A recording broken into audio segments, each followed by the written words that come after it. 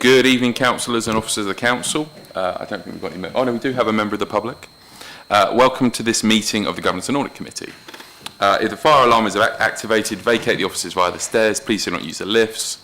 Assemble in Hawley Square on the green. Officers will assist you and advise you when it's deemed safe to return to the chamber. Does anyone intend to film the meeting? No. Any member of the, I would advise that if filming does take place, anyone in attendance in the public area may have their image captured. That's not going to be relevant, so we can move on. Would everyone present please ensure their mobile phones are turned to silent and they're not used to make or receive phone calls to the chamber while the meeting is in progress. And please note that this meeting is being live streamed for members of the public, and it's also being recorded and will be subsequently broadcast on the council's YouTube channel. Okay, moving on to next item. We have Councillor Yates wanted to speak under agenda item 4. I don't think there's any other councillors in attendance, so we can move on from there. And then we have apologies for absence. So we have apologies from, I have on my list, Councillor Garner and Councillor Scott, but I think we also have Councillor Packman, who's being substituted by Councillor Crittenden, and there was a couple of other names I saw. Munn as well. Councillor Munn. Any other? Councillor Nichols, I think, is not here. Anybody else? Nope. Okay, agenda item 2, declarations of interest. Are there any declarations of interest? No. Okay. Agenda item 3, minutes of the meeting held on the 6th of March. This is to approve the minutes. Does anybody have any comments or anything to clarify on the minutes? Can I have a proposer and a seconder, please, for the minutes? Thank you, Councillor Towning, and Councillor Britcher seconded. Is that agreed? Sorry, do you mind just going back to the point of information about item 12? Yeah, and sorry, apologies. We have a point of information on item 12 that the external audit plan 23-24 has been deferred to the next Governance and Audit Committee taking place. It's the 25th of September. Is that still the same date? It was a meeting in September. I couldn't tell you what the date is. Okay. Oh, okay. But whenever that meeting is, in September, October, that is when that report will come back. Yeah. Okay, agenda item 4, we have management update on outstanding internal audit actions. We'll have Chris Blundell introduce the report, and then we will come to Councillor Yates speaking under 20.1. Thank you, Chair. So this report, the purpose of bringing it to the committee tonight is to give you an overview of the work that management have done to implement a number of recommendations that, if we rewind ourselves back 12 months, when East Kent Audit Partnership presented their annual report to the July 2023 committee, had rightly identified at that point in time there were a large number of outstanding audit recommendations that they'd, from their work that they'd done, and then had completed a follow-up. There was still a large body of those recommendations that still needed to be addressed. If you look at table 1 in the report, you'll see, and table 2 gives differing breakdowns of the same information. You can see that actually when we got to March 2024, at that period of time there were 8 critical and 51 high recommendations that internal audit said need to be addressed, and management is still working through that. The body of this report sets out the management framework, machinery that we put in place to go through that, which we put in place something called a governance board. Largely what it is a meeting of senior managers who meet on a monthly basis to go through these areas that still had outstanding audit recommendations and try and understand what needs to be done, what has been done, and come up with a way forward to clear them in a timely and effective manner. What I'm pleased to report is if you work your way down to section 5 of the report, which sets out the current position, you can see in table 3 the numbers have reduced quite significantly, particularly on the high audit recommendations. They've gone down to 29 and there's 6 critical. We also have a forward plan of work that's looking to address those remaining outstanding areas, the 6 and 29, over the rest of the financial year. And it's anticipated that all of those areas you can see identified in table 3 will have been covered. Can't guarantee that all those recommendations will have been cleared, but management will have covered, addressed, and at least come up with a plan to clear all those recommendations by the time we get to the end of this financial year. In an ideal world, what we'd love to see is that table say 0 in terms of there's no recommendations outstanding, and equally there's no recommendations that come forward and new recommendations that come onto that table because management haven't implemented the recommendations following the follow-up of audit. However, in reality, if that does happen, what we will do is take them into the scope of the work of the governance board and consider those on an ongoing, timely basis. I think this is largely a good news story in terms of it presents the progress that's been made. It shows a good direction of travel in terms of addressing those outstanding audit recommendations. Happy to take any questions. Thank you, Chris. Councillor Yates, do you want to speak? Thank you, Chair. So the purpose of me speaking today, again, isn't to interfere with the running of this committee, isn't to have too much narrative about what's going on. I just wanted to say hello as the new member for risk. I'm now the member risk management champion. So I wanted to introduce myself and say that I'll be working closely with the chair and others. Unfortunately, I do have to leave, but I'll be watching this online and endeavour to attend future meetings. So I just wanted to introduce myself. Thank you. Thank you very much, Councillor Yates. Before we sort of open up, I just wanted to add sort of my thanks to officers, internal audit, for, I think, putting so much work into this. A year ago, this was flagged up by internal audit as something that would be best practice improvement. And I think we discussed it at a number of meetings, the fact that a year later, we've now got a report in front of us that actually captures the situation and progress is being made is a really important commitment. And so credit where credit's due on that. Any comments from members?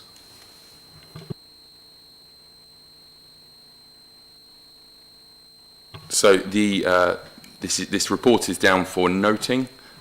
Do we need a proposer and a seconder to note a report?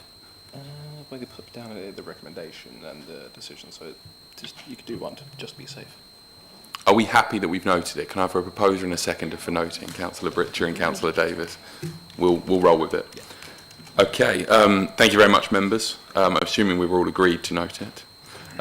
Moving on to agenda item 5, Treasury Management 23-24 year-end report. Mr. Sannon, can we have your report, please? Thank you, Chair. This report summarises a backward look on our Treasury management activity for 23-24. The figures remain provisional because our 22-23 and 23-24 accounts have not yet been audited and therefore subject to change until the audit is completed. The regulatory environment places responsibility on members for the review and scrutiny of Treasury management policies and activities. This report is therefore important in that respect as it provides details of the 23-24 year-end position for Treasury activities.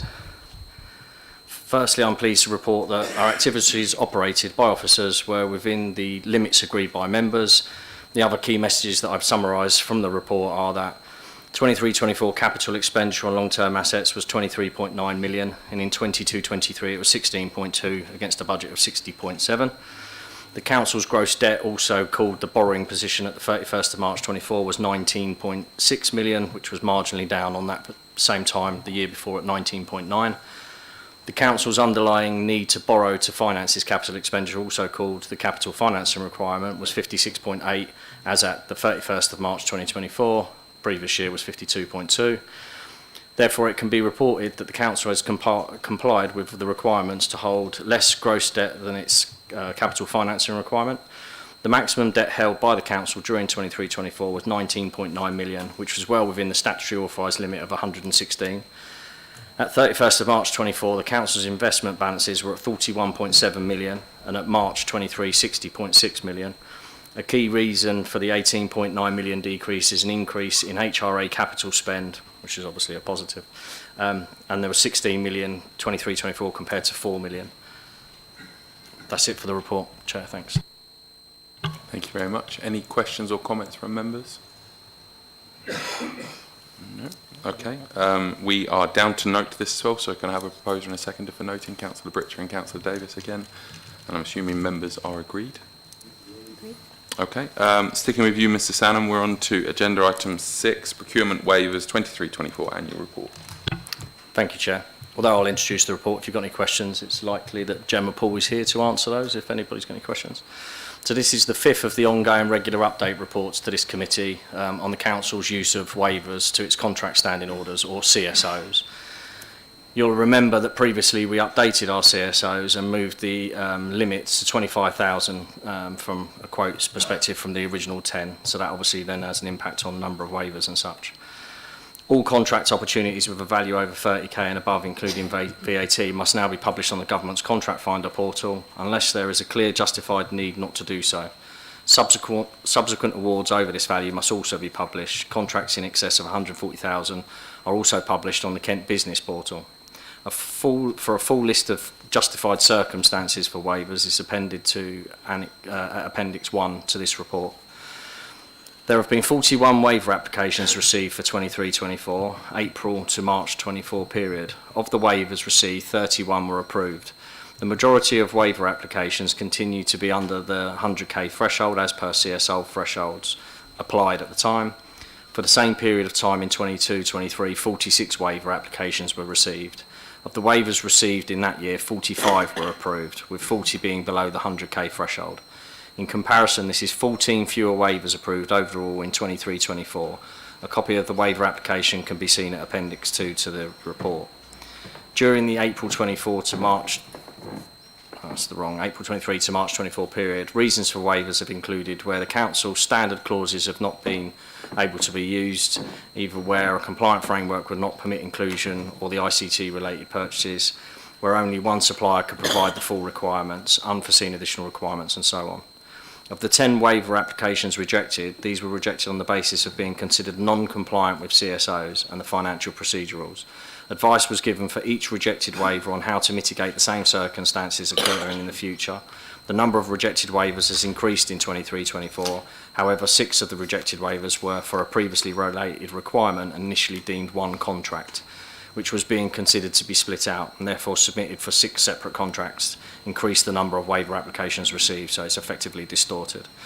A detailed list for 23-24 waivers can be seen at Appendix 3, and a breakdown and nature of waiver categories can also be seen at Appendix 4. Thank you, Chair.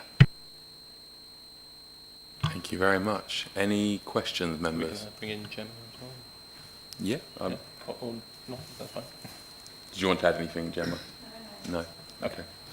Any questions, members? Councillor Britch. Thank you, Chair. Just wanted to ask, with the number of waivers, I think that's good that it's going down. How does that compare to other local councils, do we know? Is it normal, or are we doing better than they are? So, as it stands at the moment, we're not benchmarking against other councils in relation to the use of waivers, and in some respects it's difficult because their terms of what they would class relevant for a waiver may be different to ours.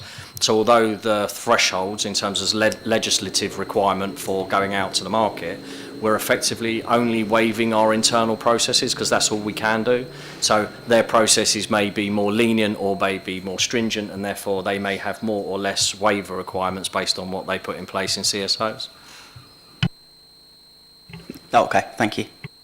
Chris, do you want to come in? Thank you, Chair. I was just going to possibly invite Christine or Simon to comment on it, because they have the benefit of working across the other 3 councils. And as Matt's rightly said, it's very difficult to compare like with like, and potentially not necessarily numbers, but might be able to comment on how our processes compare to our other neighbouring authorities. Thank you. Thank you for the opportunity. It isn't something that we have benchmarked. I think what I would say, we don't see this report at each of the 4 audit committees, and I think it demonstrates to you members about the level of assurance with the contract standing orders and that awareness of applications for waivers, also those that are therefore rejected for the grounds that you've explained. I think it's really good governance to have that information. The other factor that isn't always comparable is the number of contracts between the authorities and how they're bundled up. So it wouldn't even necessarily be a straight comparison like for like if you did benchmark. It's one of those benchmarking exercises that would probably pose more questions than give you assurance on. But I think you can, as a committee, really rely on this very transparent information that you're being provided with. Thanks. Yeah, Chris again. Thank you, and thank you, Christine. The other thing I would say is, as Christine said, difficult to compare authorities to authority. It's also really difficult to compare year on year. So even though I agree, the trend going down is good because we don't want to see lots of waivers. We want to see procurement being undertaken in a compliant way. However, the volume and complexity of procurement activities, particularly the complexity, can differ from year to year. One thing I would draw attention to, and if we were looking forward in another 12 months, we could see a different set of numbers, particularly because we've got all the regeneration housing schemes, particularly the regeneration schemes. They have what I would say arbitrary deadlines attached to them, because government have said you have to spend this money, previous government have said you have to spend this money by a certain period in time. That means you need to work at pace.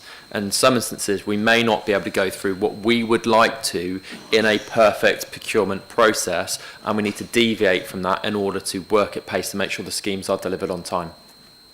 Thank you very much. Any other comments or questions? Yep, Councillor Davis. Thanks, Chris. And just following up on what you said there, I think that's a good and clear rationale as to why that happens. Is there any way that where that becomes necessary because it's an artificially imposed deadline, that when that decision's issued or whatever, then it could be flagged in some way so that we can keep a track on how often that is affecting us, because it can unfairly obviously affect the stats that you're producing. Yes, that's something we could look into doing. Probably the machinery and mechanics for us to do it would be an officer decision notice. We already, when there's a waiver process, officers need to go through appropriate approvals. It's signed off by the manager, who's the contracting manager, by a relevant director. So either myself or Porter or Mike Cumber need to sign it off. And then it's also either signed off by myself and Gemma, I should say, Gemma as the procurement manager, myself as a Section 151 officer. If it's one of my areas and I'm the director, Matt will then countersign it as a Section 151 officer. I wouldn't want us to do that for every waiver that we did, because you'd have a lot of officer decision notices, but we could have a look at that for stuff that's high value and particularly and maybe high profile. We could look to potentially have a decision notice attached to that, and something we can report back to at a future committee meeting if that's something we're going to do. Thanks. I want to be clear, I wasn't being in any way critical there. It's simply a case of where there's clearly issues with these arbitrary deadlines, or seemingly arbitrary. If they're highlighted, then obviously it takes that out of any critical stats, but also gives us an idea of how much impact has been caused by stupidity at times, but these arbitrary deadlines. So, thank you. If I may just come back on that, I think what we're trying to achieve, for what you're saying, is to make sure we're being really transparent. Where we've had to deviate somewhat from our usual processes, hopefully this is aiding that transparency, this report. But I'm also mindful of the timeliness, that you're seeing this on a quarterly or sometimes a 6 monthly basis. You might be looking back at quite a period of time since that actual procurement activity was undertaken. If there is anything of a high profile nature, in that instance we could look to bring that to members' attention, maybe not through this committee but via an officer decision notice. Can I just bring in general? I was just going to follow up with that with the waiver application, we try to look at every possible opportunity we can within the timeframes that we've got to make sure that we can try and do a compliant process. So the waiver should be as a last resort when all options have been exhausted. Any other comments, councillors, or questions? Okay, we are down to add comments and note to this report. Can I have a proposer and a seconder to note it, please? Councillor Davis and then Councillor Edwards seconding. And I assume we're agreed to note it. Thank you very much. Okay, moving on to agenda item 7, external quality assessment of internal audit update report. Christine, can we have your report, please? Thank you, Chair. If I could direct members, please, to page 65 of the agenda pack to introduce the report. Just really like to highlight the paragraphs 2.1, 2 and 3 there. We've talked before to the committee about the public sector internal audit standards that we're required to comply with. And they've been in place since 2013 and they have had several revisions. One of the standards is a requirement for an external quality assessment of the service that we provide. And previously, this committee has relied upon the self-assessment that we have prepared, and then that's been validated by the 4 Section 151 officers, one from Canterbury, Thanet, Dover and Folkestone. We've had an action plan, we've gone through that before, and we've looked at our compliance. And probably doing a self-assessment, quite critical really against ourselves, quite self-challenging. But it was noted, obviously, by external audit that we hadn't undertaken the external assessment, and due to some savings that we'd acquired through the year before, we thought, well, this is the opportunity to undertake that. We did a small procurement and allocated the work to a reputable firm who have completed the assessment for us. I think it's also really useful and quite timely. Why now? Well, we've actually managed to time this really, really well. So the public sector internal audit standards are being replaced from the 1st of April next year, 2025, by the global internal audit standards. So we have had our assessment against the current standards, and we've also had a gap analysis about what else we would need to do to start looking ahead to complying with the new standards. There is a long way to go as well in terms of understanding from the profession point of view of how the new standards will translate to us in local government. So they're global and they're for all sectors.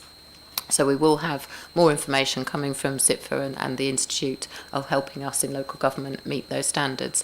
And one of the points that the consultation exercises have highlighted is whereas the current standards say teams should do this, the new standards will say they must do this. And for some sectors, for example, charity sectors where they might have one internal auditor, it is going to be very, very tough for small teams to achieve. So we've timed it really well because we've now got 5 years before we need to do our next assessment against the new standards. So we've got an action plan and we know as things grow what else we will need to do. So moving to the report, I think it's useful to go to paragraph 3.5 really. The possible outcomes for complying with the standards are you don't comply, you partially comply, or you generally comply. So the top rated score is not exactly a flashy badge, is it really? But I think I'd like to just to quantify it for us. We like to deal with facts and figures. In paragraph 3.5, it does tell us there's a possible score of 0 to 3. We scored 2.61 and the average across all sectors is 2.53, so we're already above average. Within the local government sector, the range is from 2.19 to 2.71. So we were summed up by the assessor as doing better than most. And he also went so far to say for a small team working across 4 district councils, we were really punching above our weight. And I think the table on page 68 I've included there highlights that for you. So the orange line is ECAP and the blue line is local government in general. And you can see that we are above average. The numbers there are a bit confusing in that table, but if you go to the table below, each of those numbers, like 1,000 is the standard, and then there's a bit more information there for you. So you can see the areas that we're outperforming. Also, the table on paragraph 3.4 again shows how the East Kent Audit Partnership measures up against the 3 categories of resources, competency and delivery. So this is all against how we're achieving those standards. So we've been consistently achieving well against our peers in that table. There are a number of recommendations. The tables have indeed turned. Who audits the auditors and who leaves us with an action plan? And there we have it. What the assessor explained to us in giving us this information was, firstly, some are written to stretch our already good levels of compliance, to stretch us even further against the current standards. So and most of those start with the word consider. So that they're really useful to for us as a team to digest. And those are the ones shown in green. And then secondly, the table of recommendations helps us to prepare for these new global standards that will be coming in from April. And of course, as I say, we've got 4 years really to really get to grips with those, although we'll be seeking to deliver those as a team. We'll be working through those actions and seeing what ones are the quick wins and what we can do swiftly as well.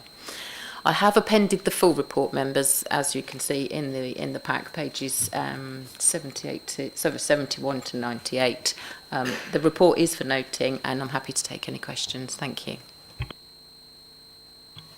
Councillors, any questions? Yes, Councillor Faruqi. Thanks so much for that, and it's very good to hear that we generally conform and are outperforming our peers slightly. May I just ask how is that benchmarking done against our peers? Thank you. This is the work of the assessor. So whilst he is competing in the market to do assessments, he has performed quite a few assessments in comparable teams, counties, unitaries and other bigger partnerships as well. So we think we can really rely on his assessment of our compliance and the benchmarking the figures that he's given us. Thank you. Any other questions or comments, members? I would just add, from the committee's perspective, thank you for all the work in recent years and well done for this assessment. Even if it's not in the glowing terms, I think we understand in auditor languages that's pretty good. So well done on behalf of the committee. Really appreciate all your work. Members, we're down to note this again. And can I have a proposer and a seconder for noting it? Councillor Britcher and Councillor Crittenden. Are we agreed? Thank you. We're noting a lot of things tonight. This is good.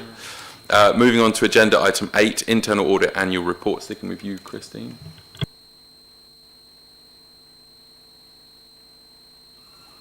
Thank you, Chair. Indeed, leading on from an assessment that you can place reliance on our work, here is a summary of our work. Paragraph 1.1 on page 101 sets out the purpose of this report, and it's a really important one for the committee. Again, the bullets there for you in that paragraph are effectively straight from the standards, so we need to do these things to comply with our professional standards. The report itself is in two parts, really. Firstly, when we turn to page 104, the paragraphs 3.1 to 3.7 detailed the sort of important metrics that we've agreed for the committee to understand how the East Kent Audit Partnership has performed against its targets. So this information is summarised in Appendix 4 on our balance scorecard for the year, and all our performance indicators are there for you. I'd like to just highlight that, again, due to a small salary vacancy and some additional grant work that we, unplanned income, if you like, we have achieved a salary saving to the partners, and that's detailed there. The full information wasn't received in time to refund it to you last year, so we've rolled it into this year. And we will be discussing with the 151 officer a couple of options for what we do with that in returning it to the partners. And overall plan completion, despite the vacancy, was at 93% across the partnership. As you know, members, if we achieved 100% with all partners on the 31st of March, we think there'd be some massaging of the figures. And of course, if the relationship was to terminate, that's exactly what we would achieve to do, but clearly we are hopefully continuing into April as we have done, and anything that was work in progress at the year end, it will be hopefully completed in that first quarter. That's always the plan. So secondly, and more arguably the most important part of the report is setting out to measure the impact of the work that we have undertaken in the year, and how the results of that sort of collective view of the past 4 meetings, how it looks.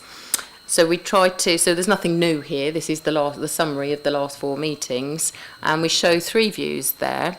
Paragraph 4.1 is the number of recommendations that we have agreed in all of those pieces of work that have come through the committee throughout the year, and that's split into whether they're critical, high, medium or low for you. And then moving into paragraph 4.2, the individual assurances that we have issued throughout the year and the profile of those. And then paragraph 4.3, the results of our progress reports. We always remind the committee, this is a kind of 2-stage process. We do the audit, it's a snapshot in time, we agree that action plan, and then the really important part is the so what. When we go back and we look and say, how are things going? Have you been able to mitigate these risks and implement these recommendations?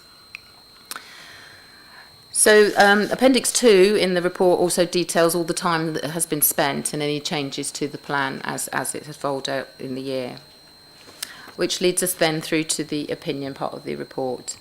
And again, reflecting the presentation that we had from Grant Thornton earlier and the points that we're talking about in terms of the whole internal control environment, we split this into the three aspects which make up that control environment of corporate governance, internal control and risk management. It is a backward look and it is up to the 31st of March 2024.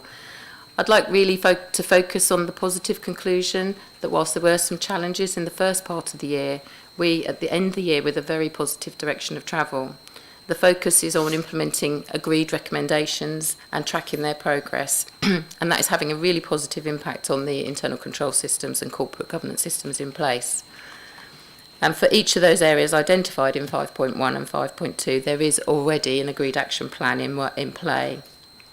And of course, we've heard in our agenda item 4 already on tonight how well those recommendations are being tracked. That mechanism is in place and it's working. Additionally, the last quarterly update report at the previous meeting and the one later in this agenda both reflect improvements in the assurances that are given from the work that we've undertaken, with very positive outcomes being achieved.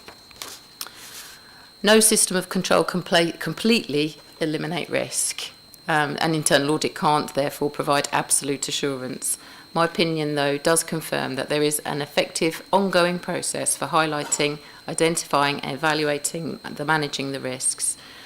Paragraph 6 of the report, the 151 officer has set out a management response to the opinion.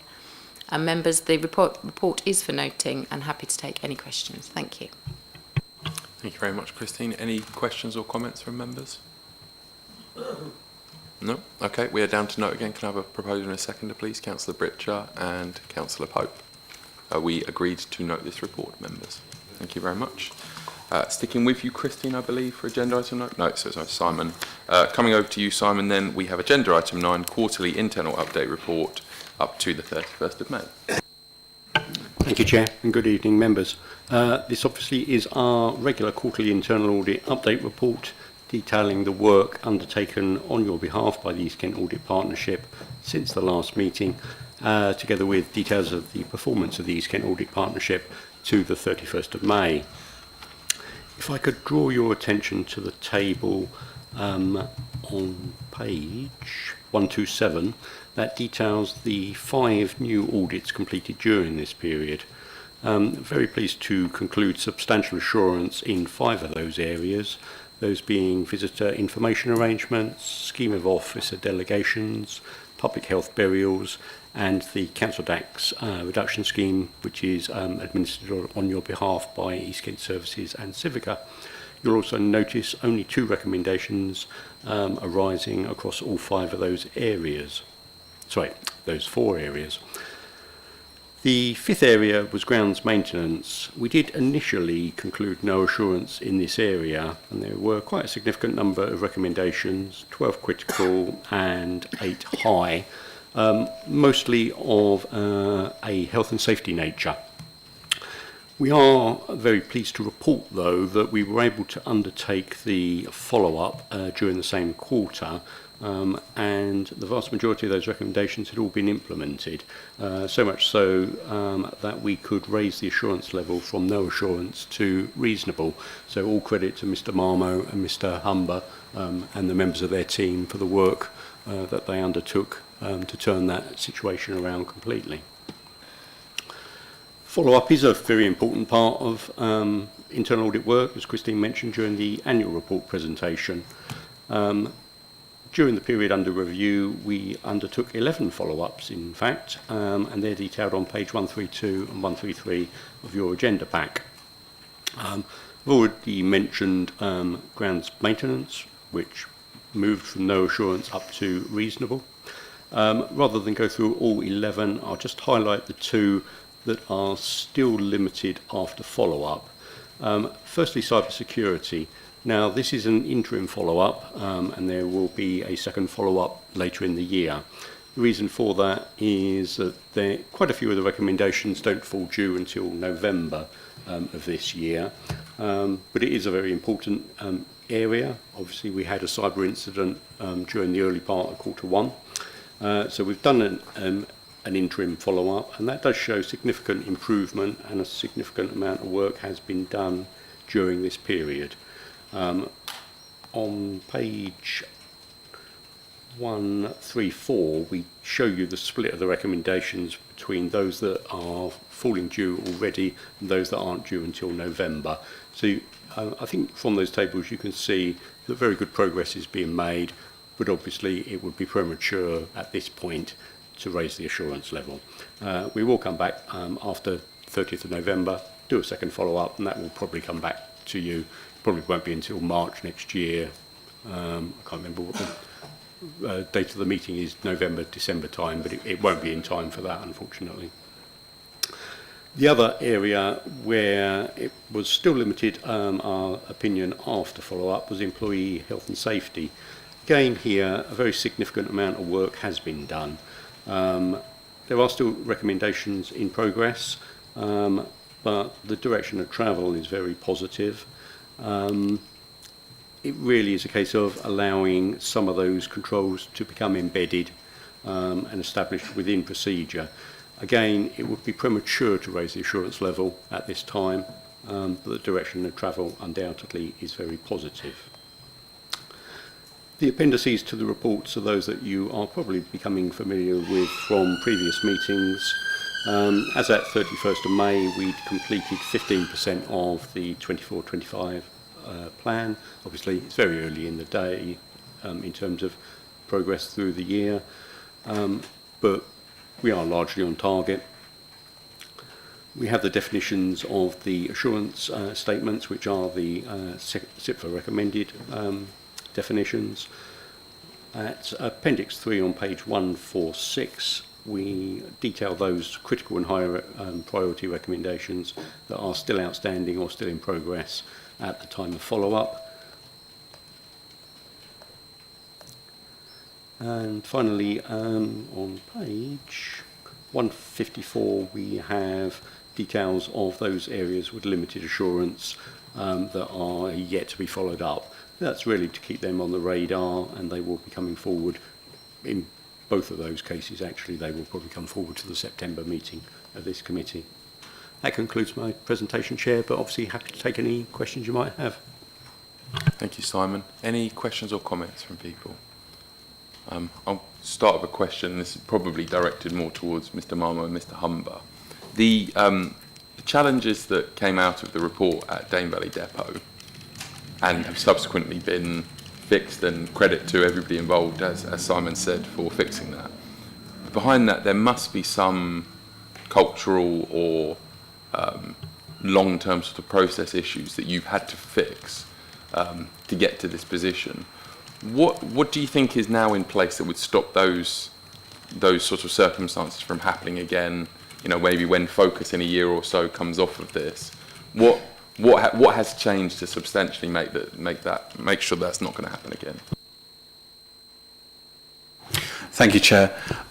So one of the key things that we've put in place is a checking system, so that all of the processes and procedures and all the changes we've made are rechecked. And so the first thing is there is quite simply daily and weekly checks that are going on, that are being signed off by the supervisors and the open spaces manager. On top of that, we've also got in place a health and safety group within the open spaces team to start looking at making sure that culturally people are picking each other up on things where they may go back to their old cultures. Within our restructure, which we're currently undertaking, we've got a compliance person, a compliance officer who's now in place. Well, not in place, but the structure's in place. We now need to appoint to that role. And that compliance officer will be the main lead in the area of making sure that all the health and safety and compliance is being followed. And they're reporting directly to the open spaces manager, who will double check that. I think the third thing that's in place is I'm now doing quarterly spot checks. I'm arriving on site without people knowing, and we've got a checklist that we've got in place of spot checks that we're doing. So I think that will help. And then finally, we've got a number of spot checks that are going on with the supervising team, who are now required to go out and spot check their teams and spot check vehicles as well to make sure that everything is compliant from that respect. Thank you very much for that. I'll bring in Mike first, then I'll come to you, Chris. Thank you, Chair. And just to add to Tony's response there, I think the other thing that is in place is consistent leadership. We won't be able to embed that culture if we don't have that. And as the committee probably are aware, that we didn't have an open spaces manager for quite a long time, in a substantive post. So we had a series of sort of interims. Similar position for head of service, and I don't want to dwell on the previous problems of the council, but we now have a management structure in place. We have full complement of heads of service and an open spaces manager, and it's that consistent leadership that embeds the culture we need for that improvement. Thank you, Chair. Agree absolutely with everything that Tony and Mike have just said. Only thing I would add to that, and I know we've discussed it, not the first time, it was raised again today, it's not unique to the Dane Park Depot, but in terms of health and safety, historically at the organisation, there's been a culture of finance trumping health and safety. We've reversed that. There's been a case where people have said, we can't do this, we don't have the budget. We've very much tried to change the mindset of health and safety comes first, it's paramount, and we will find a financial solution to make sure those health and safety measures are in place. And I know that's something that Tony and his team have implemented, and it's also the same thing is happening at Manson Road Depot as well. Thank you very much. Councillor Towning. Hi, Tony. Priority of health and safety. Open spaces, people have been informed of a number of issues in Northdown Park, where health and safety has become a serious risk, especially in the wooded areas. There have been people lighting fires and a lot of disturbance taking place. Are you aware of any of that? And when you talk about these checks that you guys do, is that just purely during the daytime? Is there no out-of-hours services that can be called upon to do spot checks in different areas of the park, especially Lorddown Park? So I was aware of certain reports that have come through. Sorry, I'm talking to the mic rather than if that's okay. I was aware of certain reports that have come through to Northdown Park. We've passed those on to the relevant people who would undertake enforcement and would undertake those checks. The open spaces team work from 7:30 in the morning till 3:30 in the afternoon. And they wouldn't be undertaking checks outside of those hours. Their checks will always be for the works that they're doing to do with grounds maintenance, but they would always report back and then pass through anything that was outside of their remit, but they saw that there was antisocial behaviour, etc. And then that would be reported straight through to the relevant departments or the relevant, obviously, emergency services if that was required. Can I suggest that you may want to have a word with Penny Button on matters that have been raised with her, and she's actually visited the sites. Also, the open spaces manager, Dan, I'm not sure of his surname, he's also been involved. I think it's a very serious issue at the moment for health and safety over there, and it could cause a lot of problems. Thank you. Do you want to respond? No. Yeah, just to say, as I said, in terms of health and safety issues, if there's a tree issue or some form of grounds maintenance issue that might cause a lack of safety for for a resident or a visitor to the park, then of course our team would deal with that. But if it's antisocial behaviour, our team wouldn't be dealing with that. It would be the relevant department that would deal with that. And if our team was involved in, was seeing that in the park, they would report that back to the open spaces manager, Dan Gooch, as you said, and Dan would pass that on through to the relevant department, who would then go out and undertake their processes and procedures to deal with that. Councillor Crittenden. Thank you. I just wanted to pick up on some of the wording you were using about the compliance and spot checking. You were saying about increasing the amount of spot checking to change the culture through compliance. Is this something you see as a higher level of spot checking whilst you are changing culture, and something that is likely to be reviewed and reeled back slightly, or do you see this as a level of checking for compliance as ongoing? Thank you. Yeah, so I think it's a permanent scenario. It's something that we want to do and introduce into not just the open spaces team, but the Port and Harbour. So we're doing the same thing at the Port and Harbour, we're replicating it. So those are the two areas in my remit that really need that. I think, as Mr. Humber said, the lack of consistency in management meant that messaging, culture and spot checking probably went by the wayside a little bit. So for me, this is a permanent scenario. For me also, we're at reasonable at the moment, and I want us to be able to say to you that we are substantial in our assurance. And the only way we're going to do that is by making a permanent culture. And the only way we get the permanent culture is by making sure that people understand that we care enough by doing the spot checking on a permanent basis. Any other comments, Councillor Davis?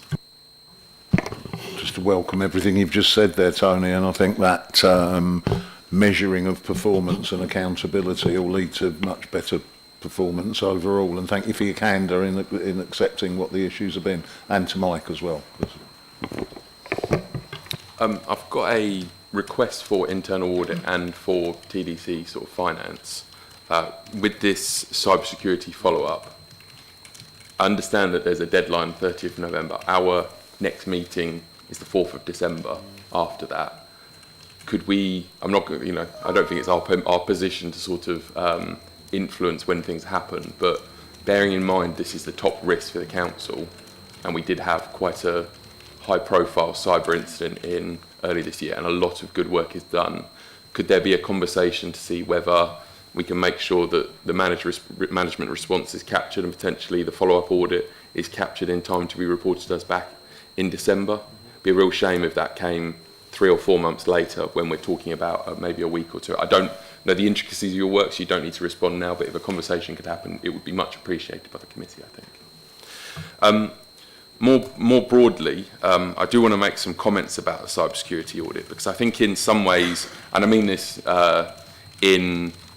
in a positive way, it shows both the value and I'd say the limits of internal audit on this, because I think from looking at where cybersecurity was as an issue in the council in sort of end of last year when the audit was undertaken, to where it is now, having Cabinet Advisory Group, reports going to CMT, lots of changes and emphasis being put behind it. The fact that we're not in a position to change it from limited both makes absolute sense to me, because the processes haven't been able to change, and as your report sort of states, a lot of the recommendations haven't been completed. But I do think it's worth us making sure that we are clear as a committee that when we go on to the next agenda item and we're talking risk management, there is a difference here, because I think if you looked at it from a risk perspective in December, it would probably be a much higher risk than it is now, because of a lot of the action hadn't been taken by then, even if from an audit perspective it's still limited, if that makes sense. And I just think it's important that we note that officers have done a huge amount of work, and it's sad set of circumstances why the relevant officers couldn't be here tonight to speak about the management response and all the stuff that they've done. But there is a Cabinet Advisory Group going on, there is regular reporting, there's a lot more detail going on behind, and I think that is important to sort of recognise and support, because as with what's happened at Dane Valley Depot, an issue has popped up, and even though we may have questions about how we got to that point, action has been taken and people are taking it seriously, which is really important. Christine, did you want to come in? Thank you, Chair. It relates to the previous agenda item, really, but it's relevant to what you're saying. One of the challenges in the external quality assurance assessment was aligning this sort of risk profile and, if you like, the internal audit jargon with the corporate risk and the wider risk jargon, and it's a conversation that we want to have in terms of also our timing as well, because we're always going to be looking backwards with a view to projecting forwards, because we say, well, these are the transactions we've tested and this is what it will look like because you can place assurance on these controls. So there's a kind of flaw in that, in a sense, isn't there, as well? But yeah, clearly your corporate risks and identifying those risks is one way of measuring, and what we do is influencing and giving you assurance on that. But we wouldn't yet be in a position to say all of that jargon and risk scoring is lined up. That's not what we have done, but we are being challenged to do under the new standards and moving forward. So we will be looking at that. Councillor Davis.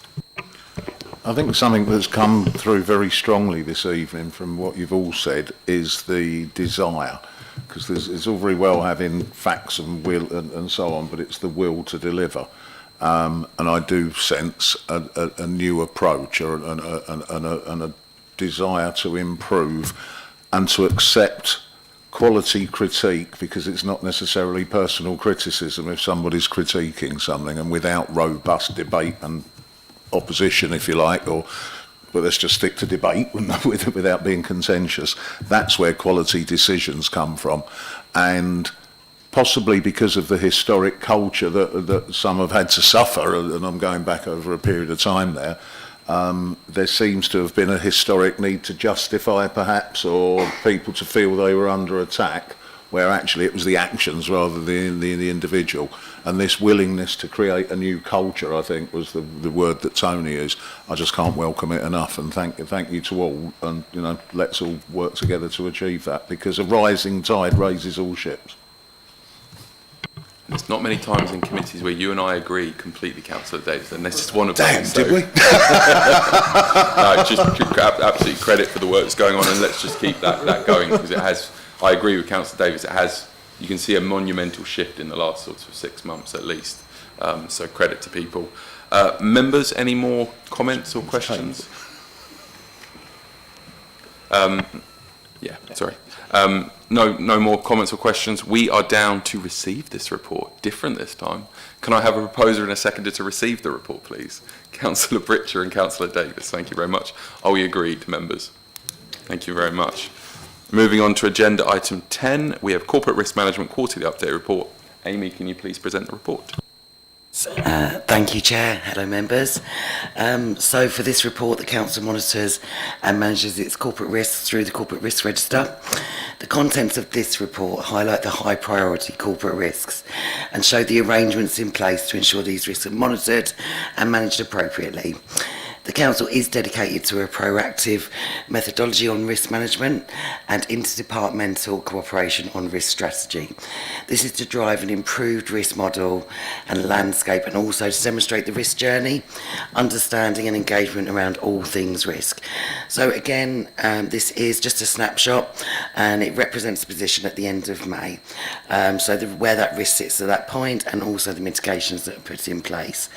And I think, as alluded to earlier by Councillor Yates, this strategy prescribes that these risks should be assessed by the corporate management team, by Councillor Rob Yates, who's the portfolio holder for corporate services, and also the member risk management champion. And this, of course, is then reported to you, the Governance and Audit Committee. There's been a few changes on the risk report this time. We've got some good news on the burst 4 and 5 risk, which I'm sure Mike will be happy to go into, but that is now dropping down to a 9. So that's just on the report for this last time, and then it will be removed from the report for the next meeting. There has been some staticity, I think, if that's the word for it, on quite a few of the risks, and I think Christine's touched on, obviously, cyber attacks. But what members will hopefully note is that the mitigations that the corporate directors have been putting in place and have been trying to explain a bit more. So you should see a bit more information now around the mitigations, which is hopefully starting to demonstrate the risk journey a bit more than it was previously. And I'm sure that the directors and heads of services here will be happy to answer any questions on those risks. Members might want to note as well that there is 2 new risks on the risk report this time, right at the bottom. So we do have new risk for groundwater risk assessments, and there is also a new risk in respect of Manston Airport. So that sort of consolidates the risk this time. There is no annex risk this time, so it's just the corporate risks. And so that is the summary of the risk report. Thank you very much, Amy. Anybody wish to comment or ask questions? Councillor Davis. Thank you, Chair. Again, thank you very much, and thank you for a simple layout, because the KISS principle, keeping it simple, is the way ahead. Couple of questions, which I'm not sure who they're for, possibly Mike. Groundwater assessments, is that about the aquifer supplies and so on, or shall I? I've got a couple of questions. Do you want me to bundle them and then leave it to you, or go on? Right. Groundwater assessments, is that the aquifer feeds and things like that?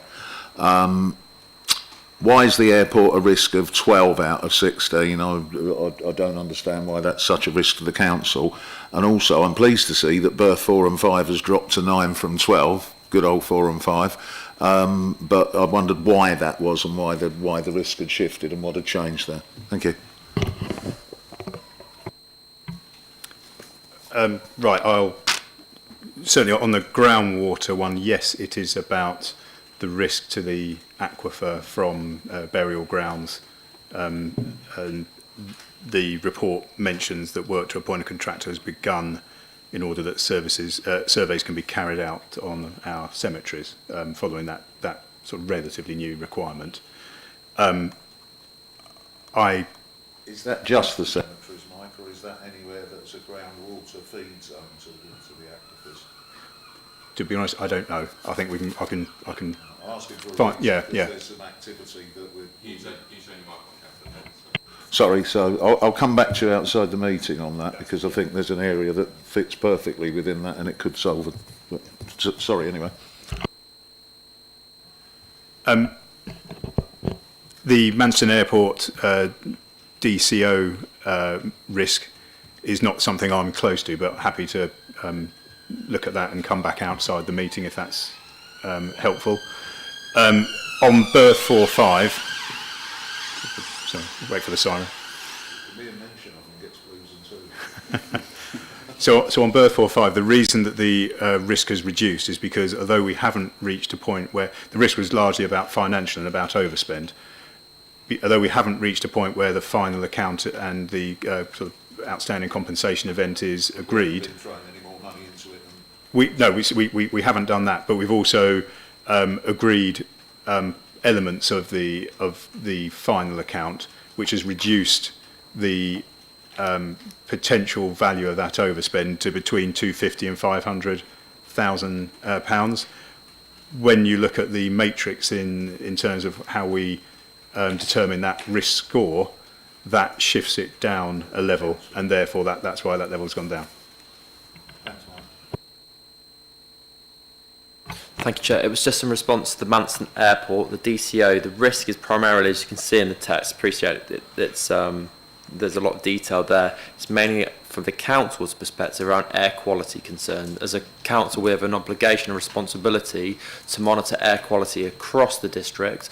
Obviously, with an airport and operations from an airport coming into the district poses a risk to air quality. Talks are in the narrative there around some of the measures that we're trying to take place to make sure that that does or does not come to manifest that risk in future. Any other comments, Councillor Townley? Just to pick up what Chris just said, you're talking about air quality across Manston Airport. I mean, how are you, or how is the council going to monitor that? Are we going to specifically appoint a firm, or are we going to employ someone to manage that side of it, or what? I think it says in the report that there's that the airport operator has to provide continuous quality, but I don't know if an officer wants to come in. Yeah, I think that's correct. Air quality management is also a part of the regulatory services, the council's function, and also this talks about public protection staff and port health. So these are, this is obviously very early stages. The DCO has been granted, and so this rightly has gone in here now as potential risks for some time in the future. If the airport becomes operational, and those things need to be covered. Thank you, Chair. Just to add to what Mike said there, because the DCO has just been granted, the nature of risk management, you're dealing with uncertainties, things we don't know about yet, because we don't know the detail of all the mitigation that's going to be put in place to address that. But until we've got that, there's this uncertainty in place, hence there's higher scores. As Mike's already said, as things are developed, those conversations are ongoing, I would very much expect to see those scores come down once the mitigations have taken account of the actual risk to air quality. So this is an assessment of the potential risk at worst side then we're looking at. And so the key would seem to be to have good dialogue with RSP on an ongoing basis in order that we can assess what mitigations are being taken for those. Is that right? With any risks, when we're looking at them, the first look that we have is worst case scenario before any mitigations in place. It's the work that Amy and her team do with officers. They look at risks and effectively what could go wrong and what is the impact of that and what's the likelihood of that. We then go through a process of saying what controls and mitigations in place do we have to either reduce the chance of it happening, or if it does happen, to reduce the impact. We then have a secondary score that reduces the impact. At the moment, we don't know all the detail about the mitigation, so the score in this instance, I would say, Amy, unless you want to correct me otherwise, is largely based on that gross initial assessment. I would expect, as we've got more detail around the measures that were put in place, the post-mitigation score should come down. But that's my expectation. I can't guarantee that. It depends on the measures that are put in place. And I really appreciate that, Chris, because it's obviously natural and probably correct that when something enters this matrix, it normally would come in on a fairly high level and then become assessed on that. So again, in no way critical, just trying to understand this process and how it relates, and how we can contribute going forward to trying to reduce the scores on all of them. So, thanks. Just want to bring in Matt Sanham. Yeah, I only wanted to just add, thanks, Chair, that this is not just about air quality. This is about potential food inspections as well, and history dictates that if there's an operation there, you have to flex your establishment almost instantaneously at the point of operation to be able to resource the food inspections. And we won't know until they start operating exactly when and how, and we have to resource that accordingly, and then that is a potential financial burden, which is the other reason it's in there. The environmental protection team is not resourced to have an operation at there, and we couldn't just go out and resource them instantaneously. We have to go through the full recruitment process. So it is, as you say, it's all about the conversations that take place, having early indications as to when the operation's going to start up, what they're going to be bringing in. So it's just that dialogue is exactly what you said, but it isn't just about air quality, it's about food inspections as well. Chris. Sorry, Councillor, can I just bring Chris in and then I'll come to you. Thank you, and just to add to what Matt said, that does actually have a direct financial impact on the council. We've seen at neighbouring authorities, at Ashford in particular, where they've had arrangements come into place where they become obviously a port of entry and there's these requirements on them. They had put a whole, their Port Health Authority establishment was pretty much almost the same size as the whole council in totality, and the funding wasn't in place. Then they had to try and look at stand some of those officers down. So there are potentially big risks financially attached to that. So yeah, thanks for fleshing that out, Matt. So I guess it just highlights the fact it's incumbent on us all to all work together to try and find ways to mitigate these. So thank you. It's given me a much clearer perception on the way ahead on some of these items. So thanks again. Thank you. Councillor Crittenden. Thank you. I may be asking this question a little prematurely, but having had a members' briefing last night on the new C-Link proposals, I'm wondering whether or not that would come up as a risk for environmental quality in the area, should that assumed DCO be successful. Any comments, officers? Mike maybe be better placed to comment on that. I'm certainly not an expert in this field. You probably know far more about it than I do. So, yeah, I mean, I think obviously the scheme as proposed, the schemes of that size will be required to show their, how they address environmental impact. There'll be an environmental statement and what mitigations they put in place. So that would largely inform any, any risk to the environment and any sort of consideration the council may have. But I think, it is the proposer of that scheme that we will need to do that and mitigate risks in accordance with, law, legislation. I'm going to get to my broken record point of this risk management quarterly. I think there's a tier of risk missing here. I've mentioned this at several meetings. I really don't think having 6 or 7 risks scored at the top all the same makes sense to me when some of them are clearly of a different magnitude to others. And I think the 2 that have been added, I don't know the detail of them. I'm sure there's been lots of analysis done, but in some ways sort of evidences that, because the idea that a risk that we're not sure about, an airport that may open in 3 years, is scored the same as a cyber risk that just a few months ago brought the council to a standstill for 10 days. And if it had gone much longer, could have meant that we as a council tax collecting authority were unable to send out council tax letters or potentially pay staff, is ludicrous in my mind. Now, that doesn't mean that they're scored wrong. It just means that maybe we need to have a higher scoring so there is more granularity, because one of the risks we've got is we've got a bunching of risks all in the same place, and it means we as councillors providing oversight, and I'm assuming it'll be the same for CMT and Cabinet, can't really see the nuances between those risks. And I really appreciate all the work that's gone in to give more detail on mitigation, but I think there is a fundamental point there. I also think with some of these risks, I mean, you raised the point, Chris, around worst case scenario. I think there's a word that needs to be before that, which is reasonable worst case scenario, because it's the words that insurers use, it's words the Institute of Risk Management uses. Reasonable worst case scenario. Everyone can come up with a scenario where, it destroys or could be catastrophic. What's reasonable though? I don't know the situation in Ashford. I don't know what the situation you described as, but I think there are some reasonable assumptions we can make about what's potentially going to happen at Manston, even based on their own figures. And I'm not sure that's of a magnitude that could cause the same financial impact to the council or reputational impact as a cyber attack. So our role here is not necessarily to change any of those. We're here to sort of add comments and approve the review, but I do think that needs to be brought in mind. Do you want to respond, Chris? Thank you, Chair. Yes, we've spoken about this before. I don't disagree with that at all in terms of adding the granularity of the detail to give you that depth of analysis.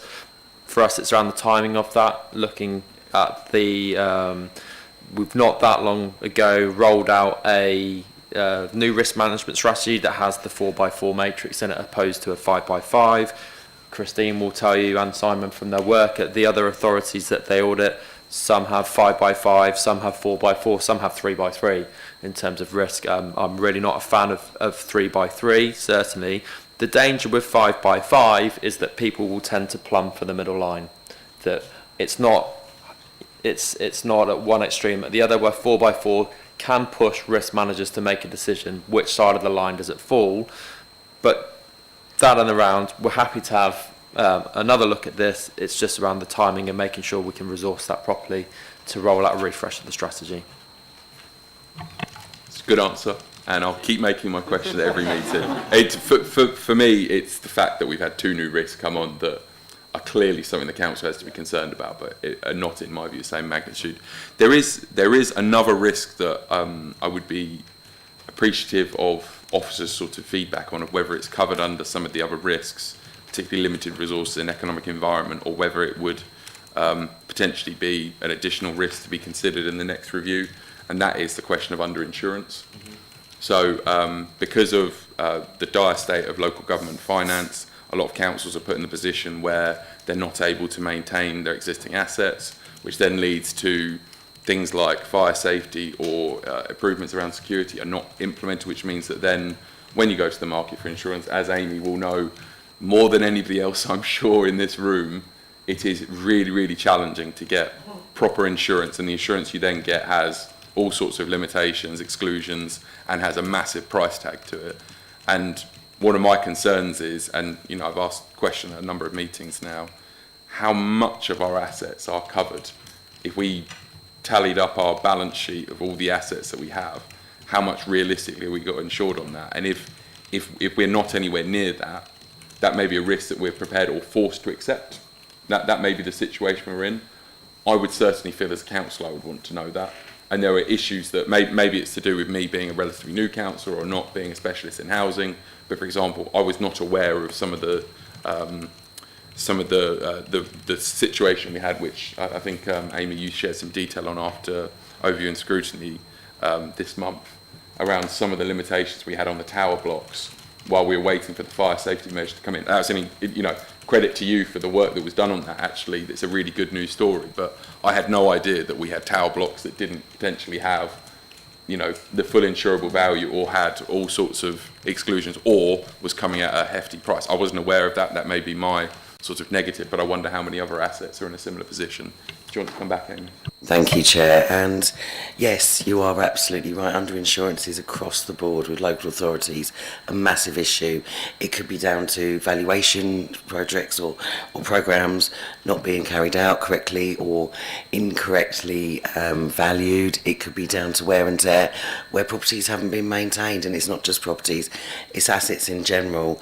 Insurers won't cover the claims costs for things that haven't been looked after. They won't cover the claims costs for things that can be predicted. It's up to a local authority to ensure that their assets are maintained correctly in order for insurance to exist. I know myself, after working in insurance for many, many years now, that right now the insurance market is constricted. It's a very, very small market. Insurers can take their pick of local authorities who they want to cover. So it's all down to our risk profile and our claims profile. And if we get that right, the insurers will want to insure us. They won't be applying endorsements or high excesses or restricted terms. We will get the cover we need, but unfortunately, as most local authorities will tell you, right now that is not possible. So yes, absolutely right, Chair. Under-insurance is a massive issue.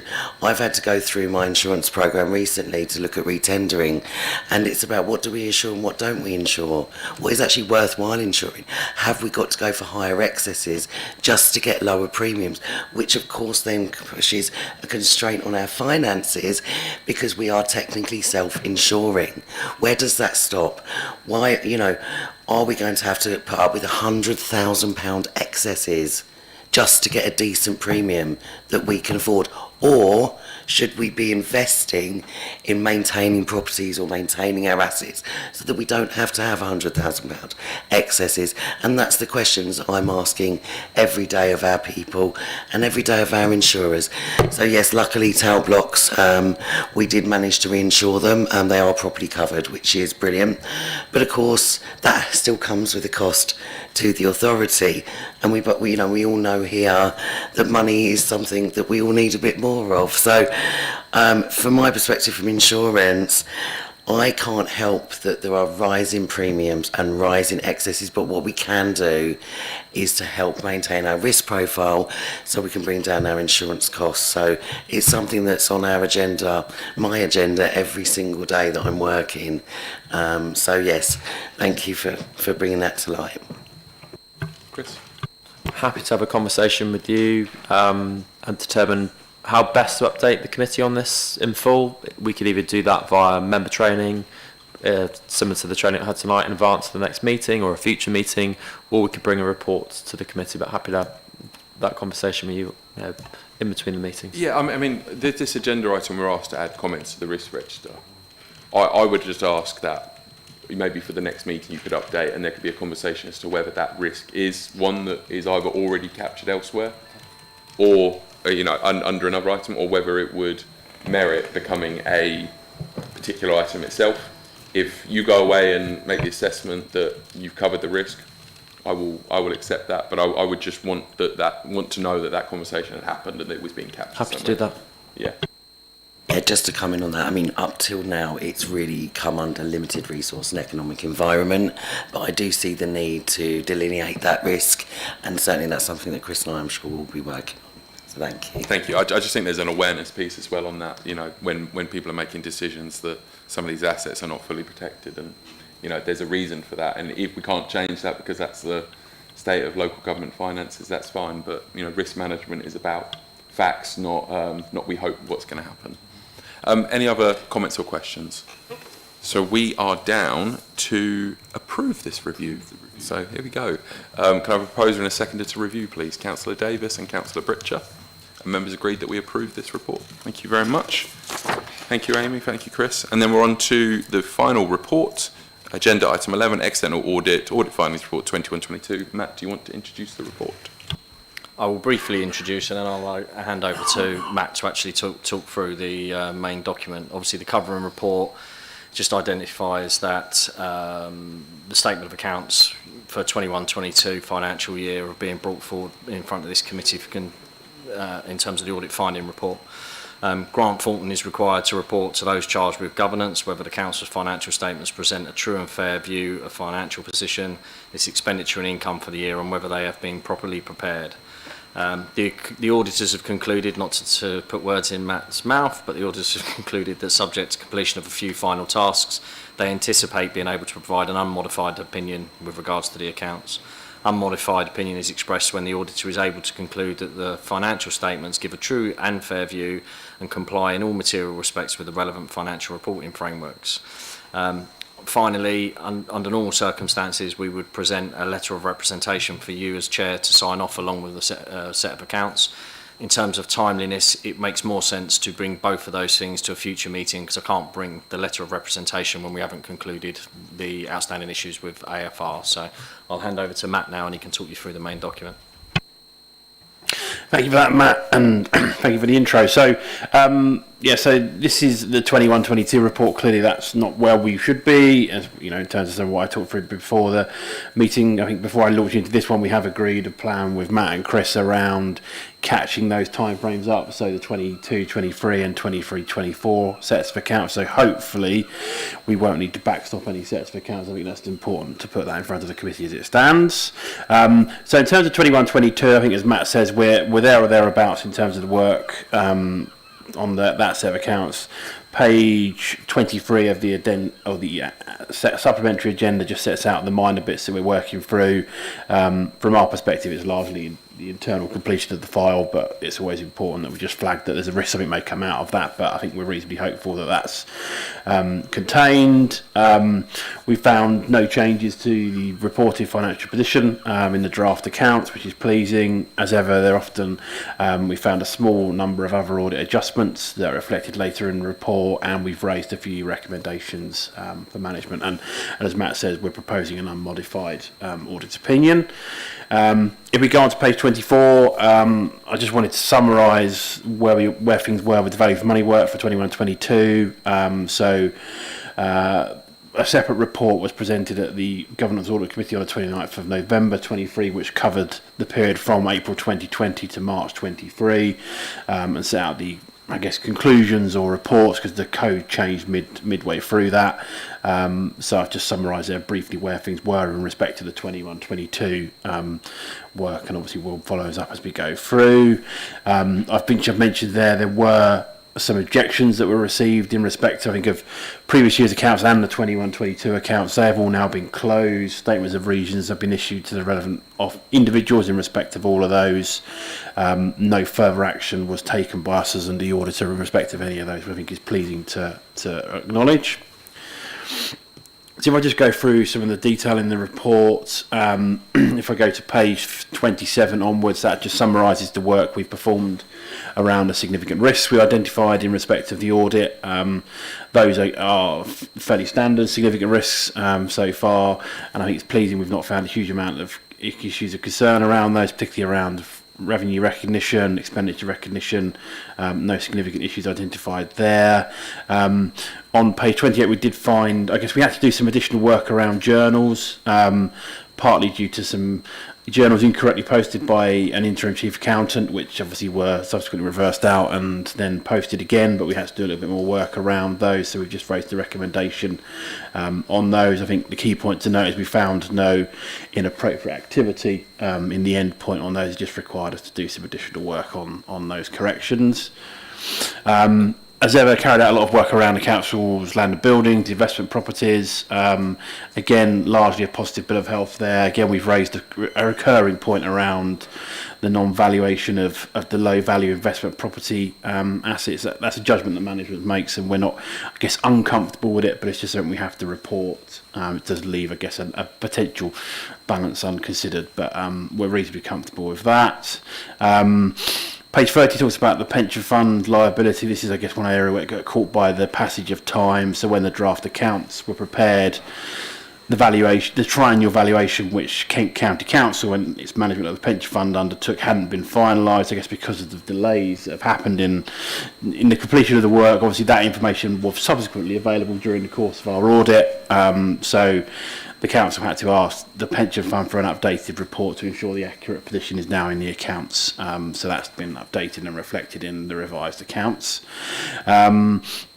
I'm just trying to canter through. So I think just over on page 34, obviously we've done a bit of work around some of the provisions in the accounts, given some of the challenges I guess the council has worked through in recent years. I think we've got ourselves materially comfortable with all of the balances on there. I think we did flag perhaps there wasn't quite the evidence around one of the provisions that we would have hoped. I think we've validated the reasonableness of the number, comparing it to actual spend, but I think we would have liked a little bit more information around that. But I think that's as far as we want to go in terms of our views on that.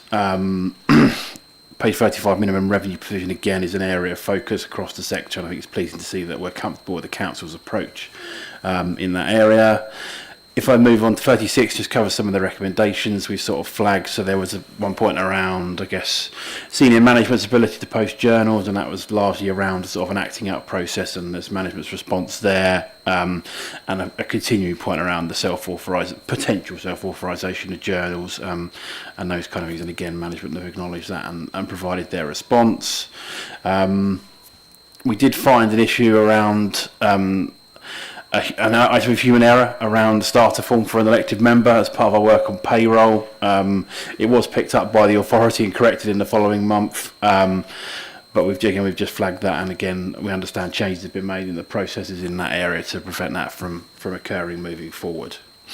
Quickly then on to page 38, obviously I guess some things have happened during the course of us delivering the audit. Obviously the cyber attack's been widely trailed. I think there was a slight impact on our work. We were able to manage things flexibly to ensure we kept that impact to a minimum, and I think the council obviously responded reasonably well to that. So that, I guess, is acknowledged well there. A little bit there around the chief accountant, and obviously we recognise that. So the council have worked to improve and strengthen staffing in that area, and I think a bit more there around the fact we have now closed the objection, so we can provide an update in that area. I think if I just go through, so a little bit on page 42 and 43 again just summarises in a little bit more detail the value for money work. I say the 4 reports have been issued in respect of those years mentioned there. So I think in terms of 21-22 we had 4. I think you said 4. There are obviously that's the year which the statutory recommendations were issued, so we've just referred that. Obviously, recognise things have moved on considerably since then, but obviously just acknowledging that to close the loop in that area. And then if we go to the appendices, page 49 summarises, I guess, the one adjustment we identified, which effectively was an incorrect netting off of cash. So again, has no overall impact on the net wealth of the authority. The next couple of pages provide a bit more detail on the minor adjustments we found during the course of the work. Page 52 flagged the audit, I guess, areas that weren't adjusted. Again, we're comfortable with management's response and their ability not to adjust those. Those aren't material to the accounts. And page 53 onwards, then a little bit more around control findings and our follow-up of previous recommendations raised by management, which some have been implemented and some we know we're working through. So I guess happy to stop there at that point. Happy to take any questions from that. Thank you very much. Before I bring people in, there's obviously a key role for this committee in making sure that we scrutinise what's happened and that we're happy with these financial statements. We'll just point out that these are budgets set 3.5 years ago and for a financial period that ended 2.5 years ago. So please, by all means, make your comments. Everybody's able to say what they want to do, but there's probably little point in relitigating issues of the past. Councillor Davis.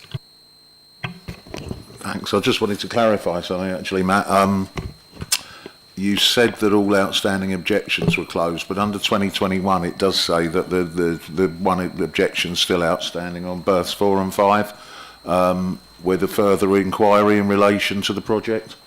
So I take it that point is still unclosed, yeah? No, my understanding is that's closed. It's just that's mentioned in various places in the report, and obviously when we updated, we didn't go through and change that one. So my understanding is berth 4-5 is closed, and we've issued a response to the elector on that issue. Okay, thank you very much. Yep, I can confirm that objection has been dealt with, and that's been fully closed off now. Thanks, Chris. The objection has been dealt with, like it. Councillor Towning. Commercial property valuation conducted way back in March 22 produced a value of 24.7 million. Now, and you say it was on 196 properties. Additionally, you tell us that there's 7.244 million that has not been valued. Could you explain to me then, the 24 million, does that incorporate the 7 million? Okay, and when will we find out the exact valuation? Because you're going back 2 years over here, all right? I know we're pretty slow in getting our accounts together and moving forward, but assets like this, we need to know the true values all the time. There's no mention about the income in your report at all from these properties, which we actually need to know as well. Because it's not going to say the building's worth X, but it's empty. Okay? We need to know the building is worth X with a revenue of Y. So could you tell us where we are with that, please? Yeah, that's fine. I'll come in and Chris may want to join us. So in terms of that point, so the 24.7 includes the 7.2. This is a judgment that management have made. So management will look at all properties over a particular value every year. Their view is that the cost-benefit analysis of looking at everything is that actually they've made an educated judgment that says that if we leave that 7 million, the risk of that 7 million being materially different in a given year is sufficiently low that it's not worth paying however much it would charge the expert to value those assets. And as you'll see later in the report, we do, as part of our work, we do a sensitivity analysis to go, well, based on what we know about the market and what our understanding of the sensitivity is, I think we've said the number around 700k. That's what we think the maximum exposure would be on that, which is why we're comfortable just to say that there's an element that we think could have been valued and hasn't. If we thought it was more than that, it was material, we would say to Chris, we think there's a bigger issue here, you need to go away and look at them, ultimately. So that's, I guess, what we're saying. As everybody thinks, it's a judgment, ultimately. There's finite resources, the council use Wilkson and Eve as their expert to value, land and buildings, investment properties, all those kind of things. They charge a fairly substantial number for that work. Ultimately, it's a cost-benefit analysis of going, right, do we pay them X more, or do we take this point in the report and acknowledge that there's a risk there, but it's a risk that as an authority you're comfortable with. I guess in terms of the income, we've not commented on that. We've not found any issues with that. That will have fed through the accounts in the relevant ways. That will be there in the accounts accordingly. And that. So I think we're not saying that, it may well be something that the council we continue to report as things go forward, unless the council makes a conscious effort to change that policy. But I think it's been there for a little while. It's one of those things that I think we as auditors understand why that approach is being taken. It's just something that we then get challenged by. If we didn't say our regulator go, why didn't you say that? And we can't just go, well, we told them last year. It's one of those things we have to just bring forward for completeness sake, really. Can I just bring Chris in, and then you could respond to both of them? That's all right, Councillor Towning. Thank you, Chair. I expect Matt may have a view on this that he wants to express as well. Firstly, just addressing the point you made at the start, and also Matt said around the timeliness of the presentation of this information. There's obviously been issues both from a practitioner perspective in terms of we've had issues in our own team in terms of getting the accounts completed. There's also been issues very widely reported in the audit sector, and there's measures the new government are looking to put in place to address the audit system going forward, and local government external audit system.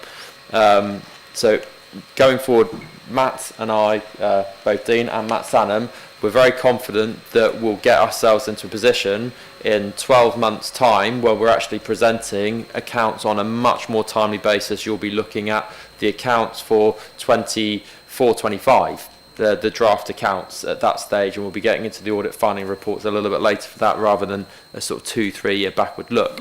In terms of your particular query around asset valuations, not just linked to commercial properties, but asset valuations for our total assets in general, I'm sure Matt will share this frustration from an auditor, the frustration we have. We always think the auditors are not looking in the right place in terms of what really matters in terms of our financial position. Nothing that Matt can do about that. The standards that are set in place have to follow. I know the auditors have pushed back against their regulators, the Financial Reporting Council, to say, we don't think this is the right thing for us to be doing.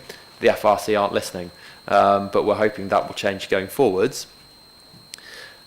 When we're looking at these commercial bits of property, some of them are really small beer. We're talking little strips of land, real small concessions. They're not materially impact on the value of the accounts that you're looking at.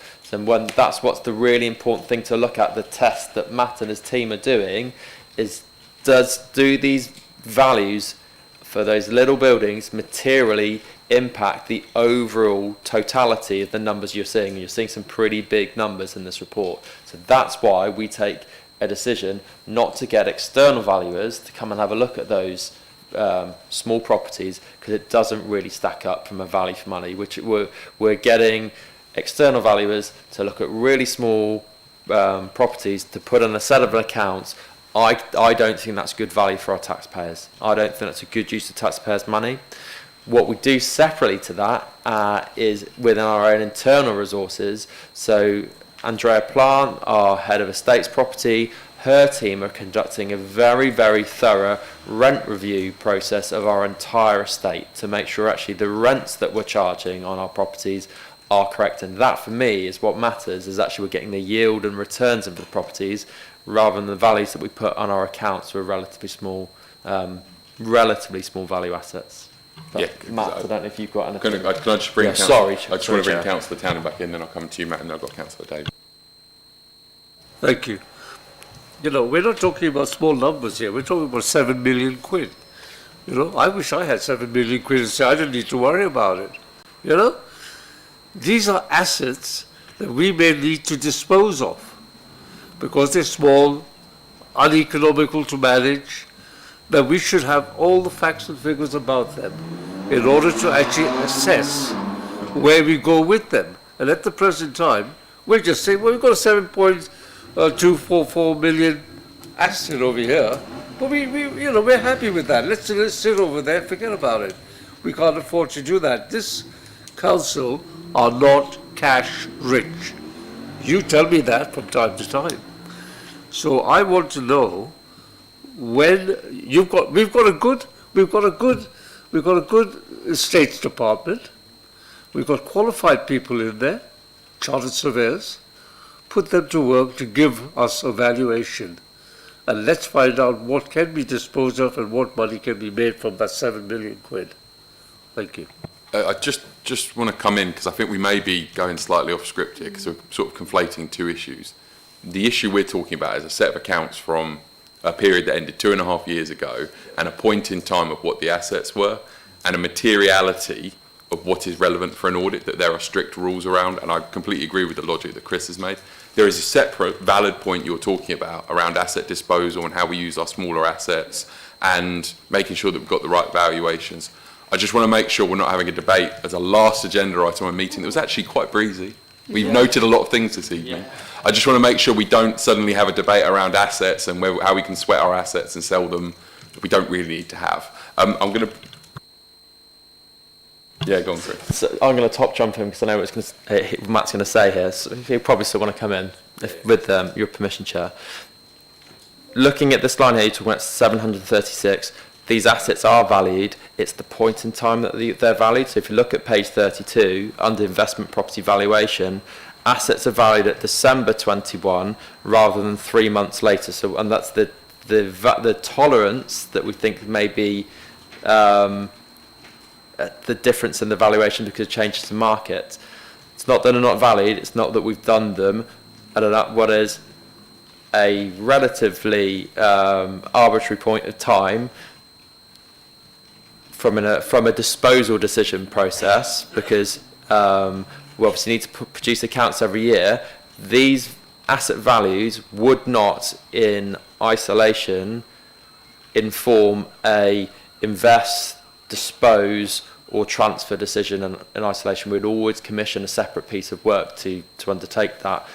This piece of work here is around producing information that gives you assurance as councillors and as users of our accounts to the accuracy of the figures in there. What I'm trying to say to is we don't value all our assets. Some of them are relatively small. The ones that are of a higher value, we've taken the decision to measure them at an earlier point in time rather than later and apply an indice rather than getting a surveyor out and get into a on-the-ground inspection of all our accounts at what I would say is probably a disproportionate cost based on the value that we get in terms of the use of that information. Doesn't mean valuation shouldn't be done. It's the way that we're using the valuations and the way the information is used. Thank you, Chris. I'm going to bring Matt in, and then I'll come into Councillor Davis, and I think we're probably, unless people have other areas of this report they want to do, I think we're probably done on that, Matt. What Chris said.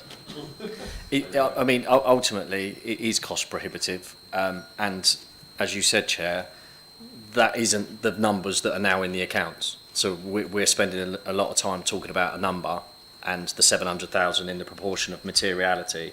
That's less than half of our materiality limit. So before Matt would look at it and say that's a problem, that is less than half of our materiality limit for 21-22 or thereabouts. So I know what you're saying, and it does need to be reviewed, and we've made a note. Our management responses, we will always on an annual basis review that our policy is fit for purpose. So all the things that Chris said are appropriate, and it is reviewed on an annual basis. Councillor Davis, you have the opportunity to close the meeting. Thank you very much, Chair. I just wanted to clarify, Chris, where we're talking about these small assets and things, or not just yourself, but everybody. I presume we're talking about things like the random toilets buried in the bottom of the cliff that somebody was using as a recording studio, who actually was paying quite a decent rent relative to the meterage there. I don't know what the outcome was in the end, because he wanted to buy them, but it was the opposite of a flying freehold. I'm going back 5 or 6 years. Are we talking about these oddball little assets that we've got that have a value, but to be quite honest, in the market, there is no value? But there's a serious value, because this was being rented, I think, for something like 12,000 a year. So, 100 of those dotted about the island makes a difference, doesn't it? Is that what we're talking about with these sort of fragmented assets and that? I can't pretend to know in intimate detail all of the... Didn't mean necessarily that toilet. No. when we're talking about investment properties, the definition that we're following, and so that you can apply to the properties, these are properties that are not held for service use benefits. They're not used to deliver services. So, for example, Manson Road or Dane Park, they're operational buildings. Investment properties, we're holding them primarily either to get a yield from them because we rent them out, or we think they're going to go up in value. If we're not renting them out, we're holding them for asset evaluation appreciation. So it's primarily and solely to make money. There's also, we don't have, although the numbers are quite large, we have lots, I would say, of investment properties, but of relatively low value. And as Councillor Townling has said, our general asset, and there's a disposal strategy that will be coming to Cabinet, an updated asset disposal strategy in future. Our general sort of approach at the moment is to try to rationalise those and make sure that we are getting a good return on the assets that we are holding, rather than holding quite a wide range that are difficult to maintain. With which I will thank you very much indeed. So members, we're not quite finished yet. We have noted, we have received, we have approved a review. Now we are asked to consider and note a report. I like the synonyms being used. I mean, maybe consider obfuscate for certain meetings. Not this one, of course, like, you know. Yeah, so we're being asked to consider and note this report. Can I have a proposer and a seconder, please? Councillor Britcher. Come on, who wants to second it? I'd like to debate what we mean by consider. Councillor Towning seconded. Are we all agreed? Agreed. Thank you very much, members. That is the end of the meeting.